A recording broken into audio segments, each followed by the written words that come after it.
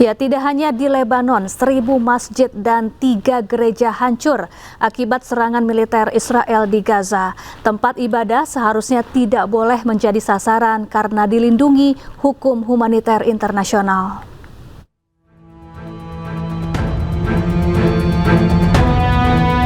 Perusakan patung Yesus di Lebanon menyoroti dampak konflik terhadap simbol keagamaan.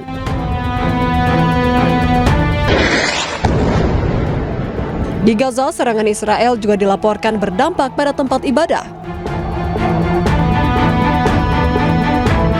Sebanyak 1.000 masjid dilaporkan hancur akibat serangan tentara Israel selama perang melawan Hamas di Gaza. Tak hanya itu, 3 gereja juga turut rusak dalam konflik yang terus berlangsung sampai hari ini.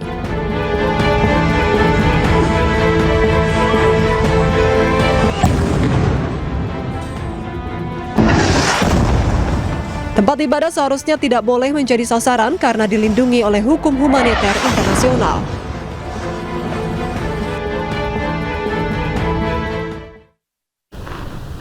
Israel juga kembali menyerang sejumlah lokasi di Lebanon Selatan. Sedikitnya 6 warga tewas akibat kekejaman Israel. Hezbollah is burying its dead, with dozens of fighters laid to rest. Suasana haru mengiringi sholat jenazah dan pemakaman warga Lebanon Selatan yang meninggal dunia akibat rentetan serangan brutal Israel. Militer Israel mengaku telah menewaskan 6 warga yang dianggap sebagai pejuang Hizbullah dalam baku tembak di kawasan Bin Jebel. Serangan brutal dilakukan Israel hanya beberapa jam setelah diumumkan perpanjangan gencatan senjata selama 3 minggu. Sementara di tepi barat, ratusan warga juga menghadiri pemakaman seorang warga yang meninggal dunia akibat serangan pemukim ilegal Israel. Perwakilan keluarga korban mengatakan korban warga sipil akan terus berjatuhan karena pemerintah Israel mengizinkan warga dan tentaranya untuk membunuh warga sipil. Dozens of mourners have gathered. Pemirsa, ribuan warga Beirut, Lebanon mengungsi di tenda darurat di sebuah area parkir. Hal ini terjadi meski gencatan senjata Zionis Israel dan Hizbullah masih berlangsung.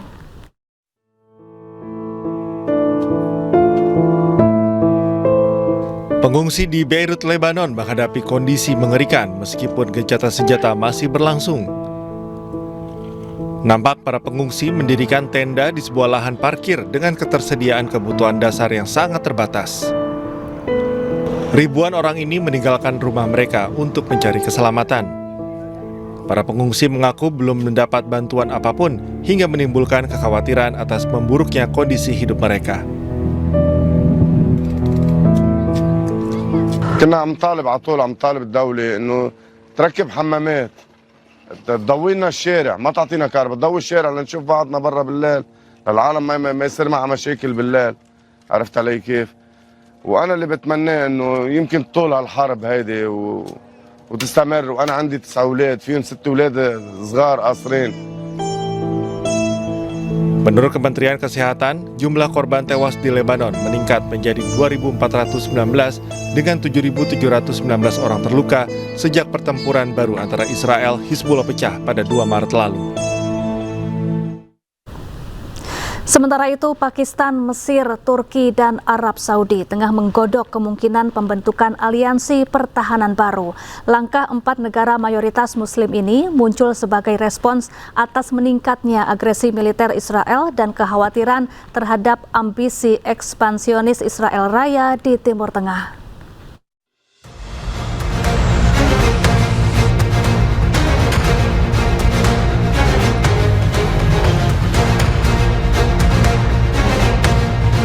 Pakistan, Mesir, Turki, dan Arab Saudi tengah menggodok kemungkinan pembentukan aliansi pertahanan baru. 4 negara mayoritas Muslim ini berpotensi membentuk aliansi pertahanan seperti Pakta Pertahanan Atlantik Utara atau NATO. Langkah 4 negara mayoritas Muslim ini muncul sebagai respon atas meningkatnya agresi militer Israel dan kekhawatiran terhadap ambisi ekspansionis Israel Raya di Timur Tengah.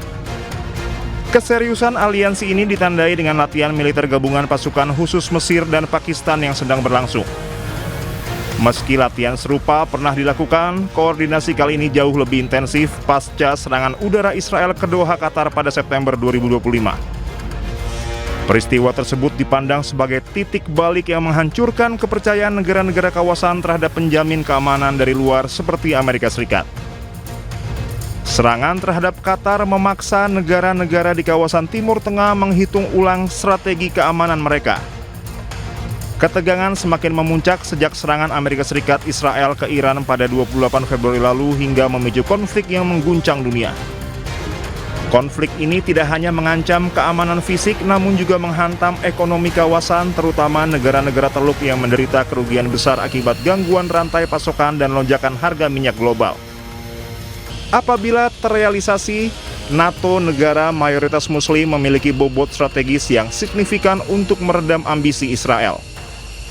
Secara kolektif, keempat negara tersebut memiliki kekuatan ekonomi dan demografi yang masif, dengan gabungan populasi mencapai 500 juta jiwa dan total PDB sebesar 3,87 triliun dolar Amerika Serikat. Upaya penyelarasan ini juga terlihat dalam pertemuan para menteri luar negeri di Antalya Diplomasi Forum Turki pada 17 April 2026. Menteri Luar Negeri Mesir, Badir Abdelati, mengonfirmasi keempat negara tersebut tengah merancang pengaturan keamanan regional pasca perang. Ya, pemirsa, Pakistan, Mesir, Turki, dan Arab Saudi tengah menggodok kemungkinan pembentukan aliansi pertahanan baru meredam ambisi ekspansionis Israel Raya di Timur Tengah. Berikut kekuatan militer keempat negara tersebut. Berdasarkan data Global Firepower, Turki menempati peringkat 9 militer terkuat di dunia, sementara Pakistan menempati peringkat 14 militer terkuat di dunia, sedangkan Mesir menempati peringkat 14 militer terkuat di dunia, sementara Arab Saudi menempati peringkat ke-25 militer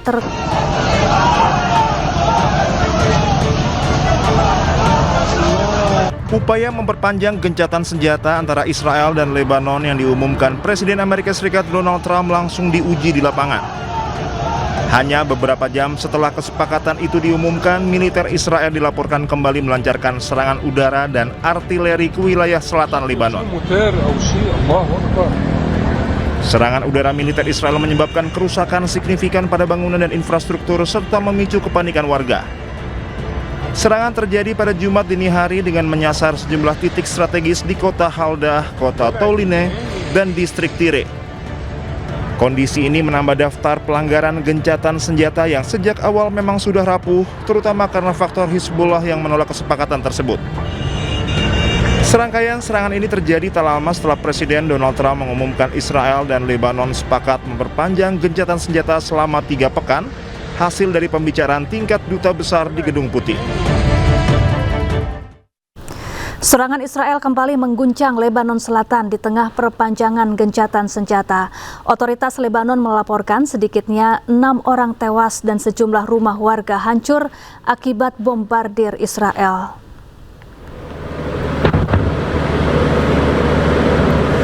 Inilah detik-detik Israel menjatuhkan bom di wilayah Yam, Lebanon Selatan yang menghantam permukiman sipil. Sejumlah rumah warga dilaporkan hancur, bukan fasilitas militer seperti yang kerap diklaim Lebanon. Otoritas Lebanon menyebut serangan pada Jumat waktu setempat terjadi di 4 lokasi berbeda dan menewaskan sedikitnya 6 orang. Insiden ini berlangsung hanya sehari setelah kesepakatan gencatan senjata antara Lebanon dan Israel resmi diperpanjang usai perundingan di Washington DC, Amerika Serikat.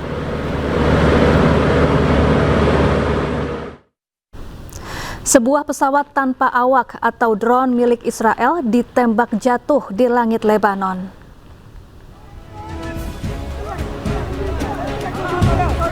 Drone milik Israel hancur usai ditembak jatuh oleh pejuang Hizbullah di Lebanon Selatan. Drone hancur dan terbakar usai terkena pertahanan udara. Meski gencatan senjata di Lebanon diperpanjang oleh Presiden Amerika Serikat Donald Trump, Israel terus menggempur wilayah Lebanon Selatan.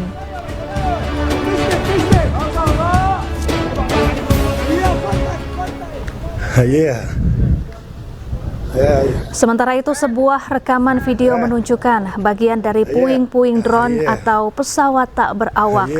Drone tersebut diduga ditembak jatuh di atas langit kota Burj El Shamali, Lebanon Selatan. Hingga kini belum diketahui adanya korban jiwa atau luka-luka akibat insiden tersebut.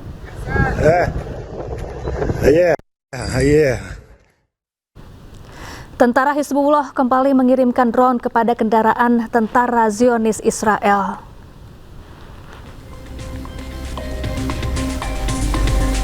Sebuah drone diterbangkan oleh tentara Hizbullah di Lebanon. Diketahui dari rekaman drone bahwa tentara Hizbullah membidik kendaraan milik tentara Israel. Penyerangan drone ke kendaraan Israel ini terjadi di kota selatan Ben Jabil.